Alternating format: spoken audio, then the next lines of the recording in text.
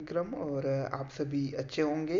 तो आज के वीडियोस में हम बात करेंगे जो पीवीएफटी का क्वेश्चन पेपर है 2021 का, उसके फिजिक्स के 25 क्वेश्चन को। गाइस बहुत इंपॉर्टेंट रहने वाला है वीडियो।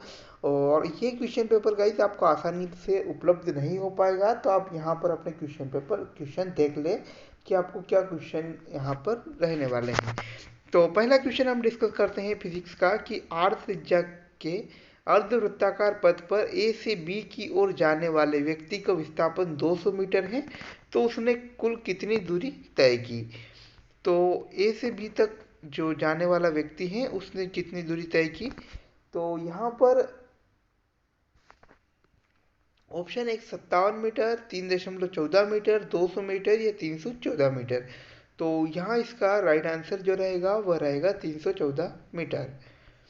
आगे हम बढ़ते हैं कि यदि दो लेंसों की फोकस दूरी क्रमशः f1 और f2 है और संयोजन से बने नवीन लेंसों की फोकस दूरी f हो, तो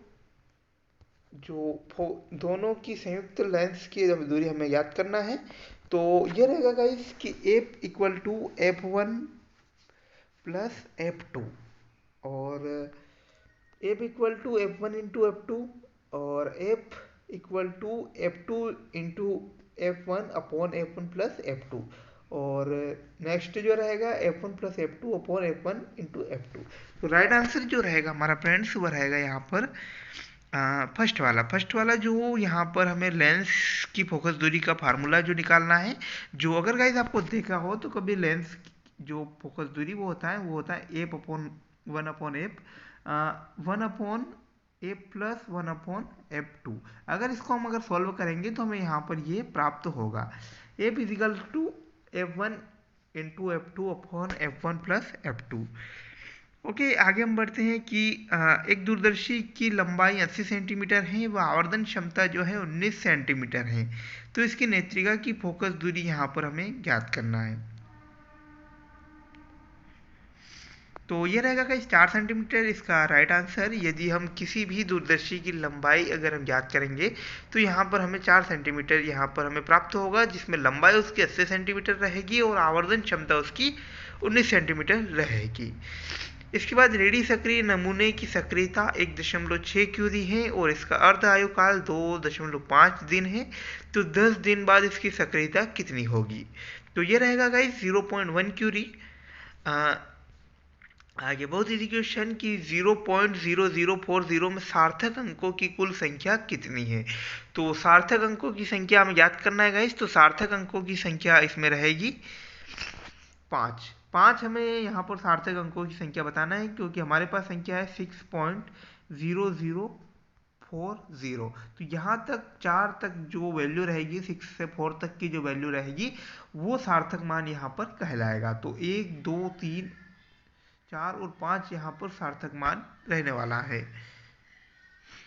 तो आगे बात करें विकृति का मात्रक, बहुत इंपॉर्टेंट है। विकृति की गाइस कोई मात्रक या नहीं होता है, तो न्यूटन पर मीटर स्क्वायर, सेंटीमीटर या मीटर स्क्वायर कोई मात्रक नहीं। तो गाइस विकृति का जो होता है कि कोई मात्रक नहीं होता है, तो the unit of strain is, तो no unit. Find the angle between vector a equal to i cap plus j cap and a equal to i cap minus j cap. तो यहाँ आंसर रहेगा हमारा गाइज 90 डिग्री। जब भी guys हमें दो vector के बीच एंगल अगर याद करना हो, तो यहाँ पर अगर इनकी वैल्यू अगर 0 आती है तो यहाँ पर हमारा 90 डिग्री इसका राइट आंसर रहेगा। तो सदिश जो दिया है कि a equal to i cap plus j cap और a equal to i cap minus j cap के बीच का कोण ज्ञात करें, तो ये रहेगा हमारा 90 डिग्री। आगे देखा है कि क्वेश्चन है कि अल्फा कणों के नाभिक से प्रकर्णित होने का कारण क्या है। नाभिकीय बल, चुंबकीय बल, कूलाम बल या गुरुत्वाकर्षण बल। तो ये रहेगा गाइस कूलाम बल। जो अल्फा कण का किसी नाभिक से प्रकर्णित होने का कारण जो होता है वह रहता है कूलाम बल। आगे हम बात करते हैं कि वायु में स्थित एकांक घन आवेश से निकलने वाले संपूर्ण विद्युत फ्लक्स का मान क्या होगा। 4πε0 या ε0, 1/ε0 या 1/4πε0। तो ये रहेगा गाइस 1/ε0, जब किसी वायु में स्थित एकांक घनावेश से निकलने वाले संपूर्ण विद्युत फ्लक्स का जो मान रहेगा वह रहेगा 1/ε। एक फ्यूज के लिए महत्वहीन है उसकी त्रिज्या, उसकी लंबाई, उसकी विशिष्ट प्रतिरोध या उसमें प्रवाहित होने वाली धारा। तो ये रहेगा हमारा राइट आंसर कि उसका विशिष्ट उसकी लंबाई जो रहेगी वो एक फ्यूज के लिए उसका महत्वहीन रहेगा। नेक्स्ट क्वेश्चन, बल आघूर्ण हमें ज्ञात करना है। तो एक मूल बिंदु O पर कार्यरत F vector is equal to -F के कैप का बिंदु 1 के परित बल आघूर्ण है। तो यहाँ पर बल आघूर्ण हमें जो बताना है, यहाँ पर जो बिंदु दिए हैं 1 और -1, तो यहाँ पर जो रहेगा वो रहेगा हमारा F ब्रैकेट में IK + JK। तो बहुत इजी क्वेश्चन है गाइस ये। आगे हम बढ़ते हैं कि जड़त्व आघूर्ण निर्भर करता है। जड़त्व आघूर्ण जो गाइस किस पर निर्भर करता है? द्रव्यमान वितरण पर, द्रव्यमान पर, कोणीय वेग पर या ध्रुवण अक्ष की स्थिति तथा द्रव्यमान वितरण पर। तो घूर्णन अक्ष की स्थिति और द्रव्यमान वितरण पर जो है जड़त्व आघूर्ण निर्भर करता है। आगे हम बढ़ते हैं। 100 ग्राम जल 100 डिग्री सेल्सियस से 50 डिग्री सेल्सियस तक ठंडा होने पर कितनी ऊष्मा मुक्त करेगा? तो 7000 कैलोरी, 5000 कैलोरी, 4000 कैलोरी या 6000 कैलोरी। तो फ्रेंड्स ये रहेगा हमारा 5000 कैलोरी। 100 ग्राम जल जब 100 डिग्री सेल्सियस से 50 डिग्री सेल्सियस तक ठंडा होने पर 5000 कैलोरी ऊष्मा मुक्त करेगा। आगे हम बढ़ते हैं। सेल्सियस स्केल पर परम शून्य की माप -273.15 डिग्री सेल्सियस है। फ़ारेनहाइट स्केल पर परम शून्य ताप कितना होगा? तो ये रहेगा गाइस हमारा सेकंड आंसर कि 459.67 डिग्री फ़ारेनहाइट यहाँ पर रहेगा। गाइस जो माइनस अगर हम बात करें परम शून्य ताप सेल्सियस में जो -273 डिग्री सेल्सियस रहता है, वही फ़ारेनहाइट में हम बात करें तो ये रहेगा -459.67। आगे हम बढ़ते हैं। यदि साबुन के घोल का पृष्ठ तनाव लैम्बडा है तो साबुन में r त्रिज्या के बुलबुले बनने पर कार्य क्या होगा? तो ये रहेगा हमारा 8πr² लैम्बडा। तो 8πr² लैम्बडा जो रहेगा यहाँ पर साबुन पर बनाने की क्रिया जो कार्य रहेगा।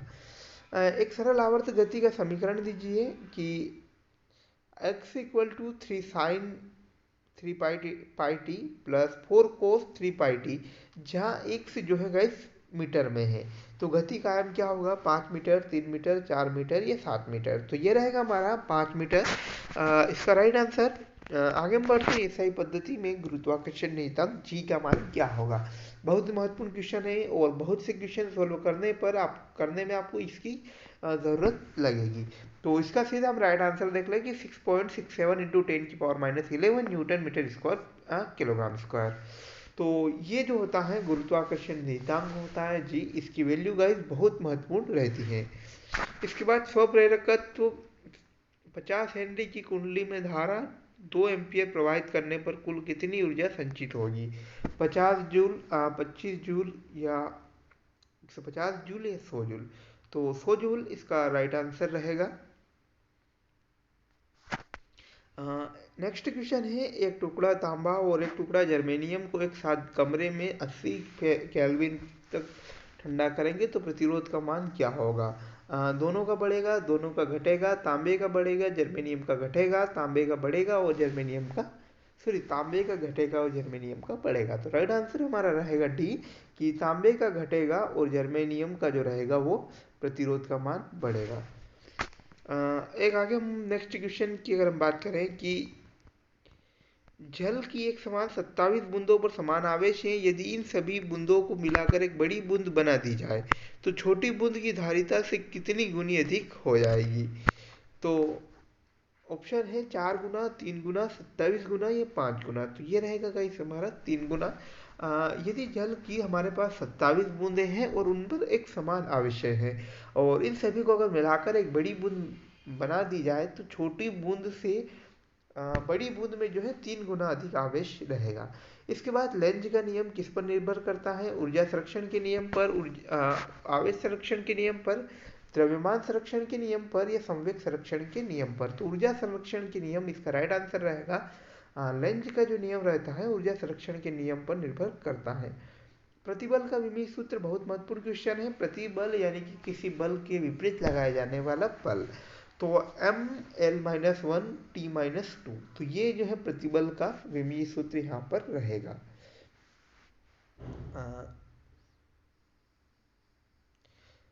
द्रव्यमान प्रति मीटर जो सेकंड स्क्वायर भी हम इसको बोल सकते हैं। आगे हम बात करते हैं कि NOT गेट पर जो 10100 सिग्नल निवेश करने पर निर्गत सिग्नल क्या होगा? तो गाइस हमें जो अगर हम सिग्नल यहाँ पर देते हैं कि 10100, तो हमें जो निर्गत सिग्नल जो प्राप्त होगा वो हमें मिलेगा कि 01011। ओके, नेक्स्ट क्वेश्चन, सोडियम प्रकाश की तरंग दैर्ध्य 5890 एंगस्ट्रॉन है, तो इसकी आवर्ती ज्ञात करिए। जबकि सी की वैल्यू जो हमें दी हुई है 3 × 10⁸ मीटर पर सेकंड। तो ये राइट आंसर रहेगा हमारा सेकंड कि 5.09 × 10⁻14 हर्ट्ज।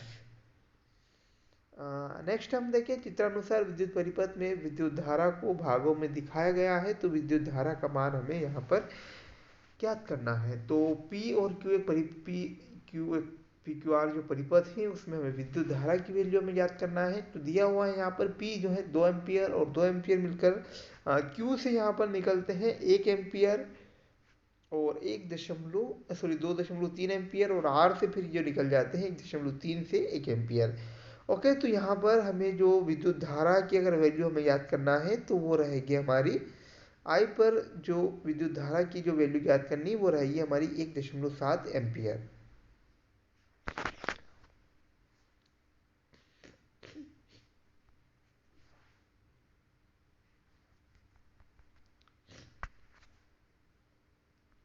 बहुत इजी क्वेश्चन है गाइस। यदि अगर हम यहाँ पर देखो, हमें सबसे पहले किरचॉफ के नियम का हमें पता होना चाहिए कि उसका नियम क्या कहता है। उसका नियम का पहला सूत्र ये कहता है कि किसी भी विद्युत परिपथ में दी गई ऊर्जा उसकी निर्गत ऊर्जा के बराबर होती है।